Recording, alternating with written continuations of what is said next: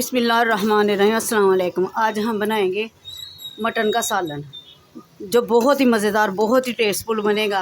बिल्कुल देगों जैसा उसका जायका होगा। हम बहुत आसानी से कौरमा बनाएंगे, कोई मुश्किल नहीं बनाएंगे। वैसे तो कौरमे का सालन को बनाने के लिए प्याज को फ्राई करते हैं, लेकिन हम इसको ऐसे ही बनाएंगे। और बहुत रमज़ान स्पेशल के लिए मैंने बहुत ही आसानी से इसको बनाया है। तो चलिए शुरू करते हैं। बिस्मिल्लाहिर्रहमानिर्रहीम।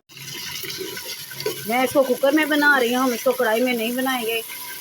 घी मैंने गरम करके इसमें चंद काली मिर्चें, लौंग, 2 छोटी इलायची डाल के उनको फ्राई कर लिया था। हल्के से उनकी खुशबू आ गई तो मैंने इसमें गोश्त डाल दिया। इसको भी भून लेते हैं ताकि इसका कलर चेंज हो जाए।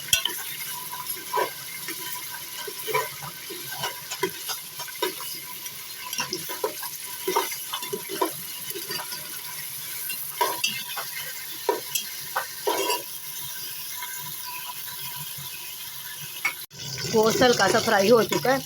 अब इसमें डाल देते हैं प्याज का पेस्ट और साथ ही 2 बड़े टमाटर थे, उनका मैंने पेस्ट बना लिया, वो भी शामिल कर लेते हैं।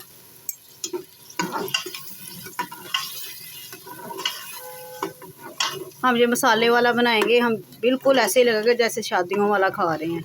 हम कोई प्याज फ्राई नहीं किया मैंने इसमें डालने के लिए। बहुत आसानी से बनाया मैंने इसको।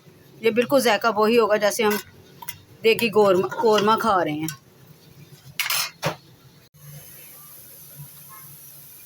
हाफ टी स्पून शामिल करेंगे सुरख मिर्च पिसी हुई, हाफ टी स्पून नमक, 1/4 टीस्पून हल्दी, हाफ टी स्पून ज़ीरा पाउडर, हाफ टी स्पून धनिया पाउडर बल्कि और डाल देते हैं। ये ज़्यादा ही डाला जाता है कौरमे में, तो ये ज़्यादा ही डाला जाता है, इससे खुशबू बहुत ही अच्छी आती है।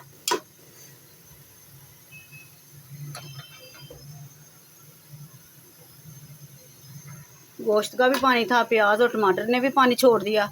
इसको ऐसे ही 10 मिनट के लिए वेट लगा के, कवर लगा के वेट लगा देते हैं।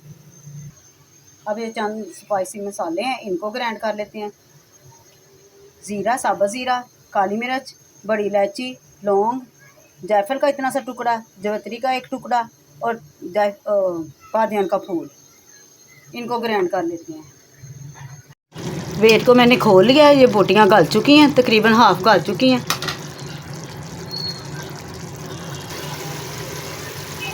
अब शामिल कर देंगे सब्ज़ मिर्च,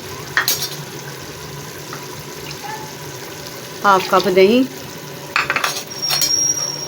इसको भून लेते हैं।